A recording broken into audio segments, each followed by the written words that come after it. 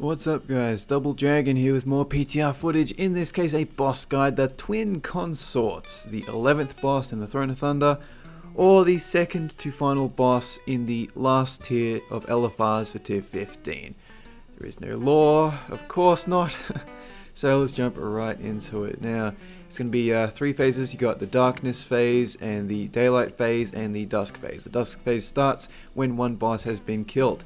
Celestial Aid I will start off with. Now, each Celestial Aid will help your team, and to actually summon them, you have to trace the Nizal's constellation. All of them need to be traced with their constellation. What that means, I can't tell you, but it will be obvious once you actually get an attempt in. Now, the first one, Nizal does, he gives you extra health for I think the entire fight, or like 30 seconds or so. Whether or not that's like repeating, I can't be sure.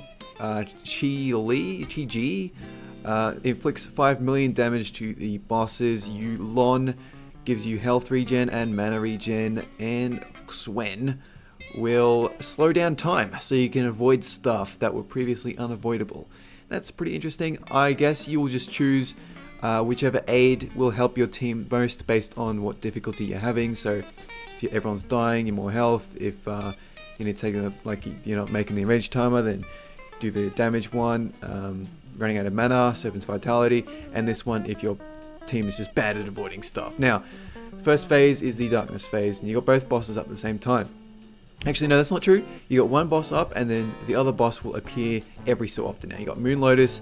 Whenever the Moon Lotus takes out spores, then you got to get away from it in each direction. So it's like I think it's like 4 directions or so, and it'll put you to sleep if you get hit by it.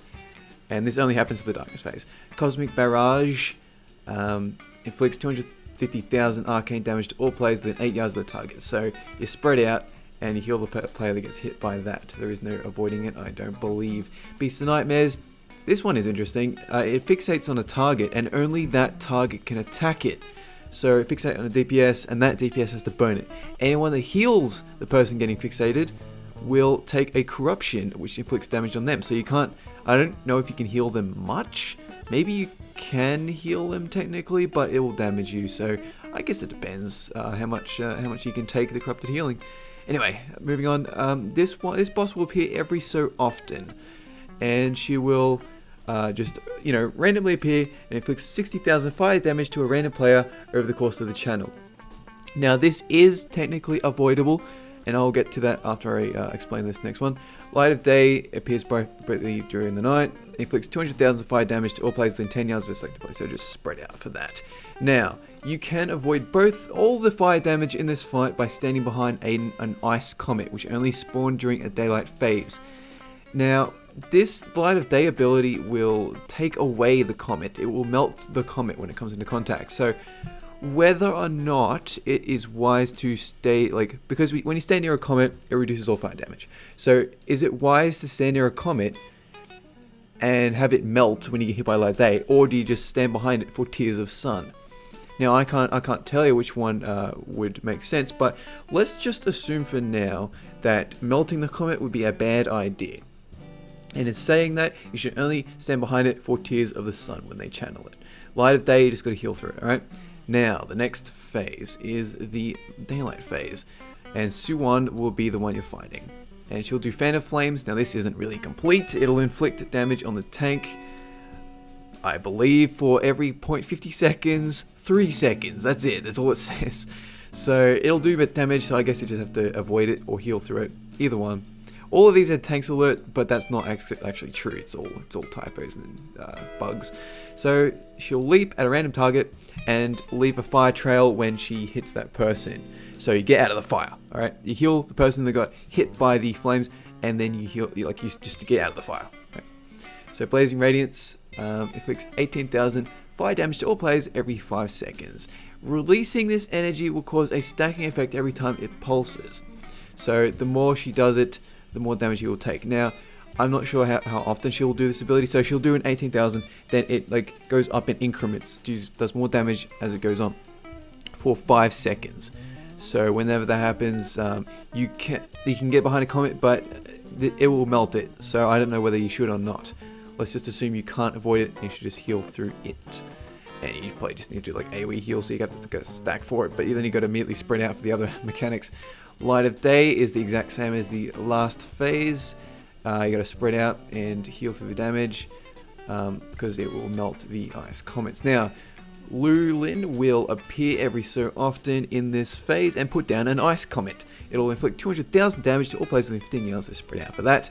And when it gets put down, and there's if light is shone at the ice comet, if light. So whether or not that happens all the time, or if it's just like an every so often thing, I can't tell you. And it will cast a shadow. You stand in the shadow, reduces fire damage, and it will like help nullify a bunch of abilities that that Suen does. So once one boss is dead, I'm not entirely sure which one you should take down first. I'll need more data for that. So it'll start the dusk phase. Okay, so if Suen is as the one who is being killed, and you're left with Lulin, then moon lotuses will spawn. Bloom. Beasts of Nightmares will spawn, and Lulin will use her night. So it's essentially the night phase again. All right, there's no difference at all. So let us do a recap. Choose the aid that will help you with your encounter based on your group makeup and how well they're performing.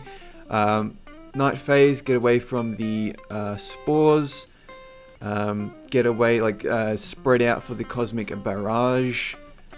Beast of Nightmares, if you're fixated, DPS it down. Do not heal the player that has been fixated unless they really need it. Suen, she will inflict 60,000 fire damage to random players, so you can avoid that by going behind a comet. Now, Light of Day, same kind of deal. You gotta spread out, and it will do fire damage. So hide behind a comet, but keep in mind that it will melt the comet. So the day phase, Suen will do a tank ability that you got to move out of or heal through. I'm not entirely certain. She'll run towards a random player, so heal through that, get out of the fire. Blazing Radiance, she'll just do fire damage, possibly avoidable, but it will melt the comet, and it'll do more damage as it goes on, so heal through it.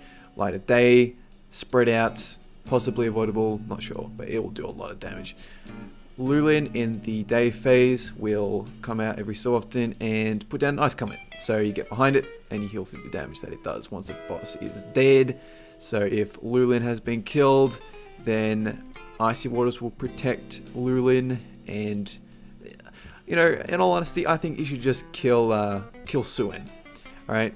And because this is kind of stupid. This is like a bunch of mechanics. Unless Dungeon Journal isn't complete, just kill Suen first, alright? So that's all there is to it. Thanks for watching, guys. Subscribe if you want to. I'll be doing more coverage. I'll do more detailed animated guides closer to the live release. Have a good one. See ya.